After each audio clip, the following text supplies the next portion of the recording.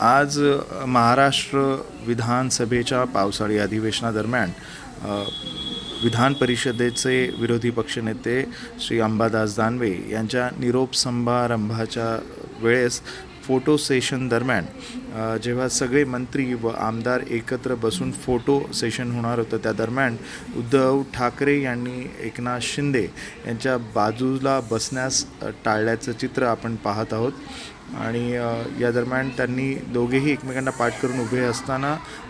नीलम गोरे ज्या विधान परिषदेच्या उपसभापती आहेत यांनी या दरम्यान बसणं योग्य समजल्याने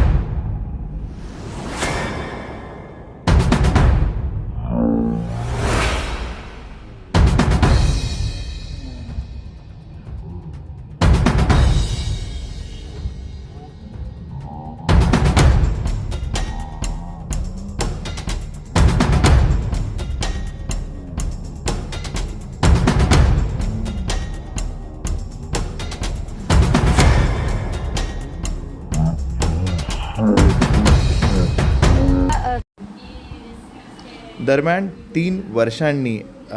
एक्झॅक्टली 2022 जुलैमध्ये जेव्हा पावसाळी अधिवेशन झाले होते, त्या पावसाळी अधिवेशनाच्या समाप्तीनंतर एकनाथ शिंदे यांनी शिवसेना गटातून विभक्त होऊन बंड पुकारला होता आणि 40 आमदारांना घेऊन ते वेगळे झाले होते आणि त्यांनी नंतर दरम्यान आपला वेगळा शिवसेना पक्ष हा स्थापन केला. आणि ह्या 3 वर्षाच्या कालावधीनंतर आज पहिल्यांदा एकनाथ शिंदे आणि उद्धव ठाकरे हे समोरासमोर आल्याचं चित्र आज विधानसभेत दिसले.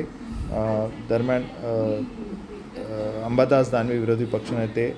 विधान परिषद यांच्या निरोप समारंभाच्या वेळेसचं हे चित्र आपण पाहिलेलं आहे.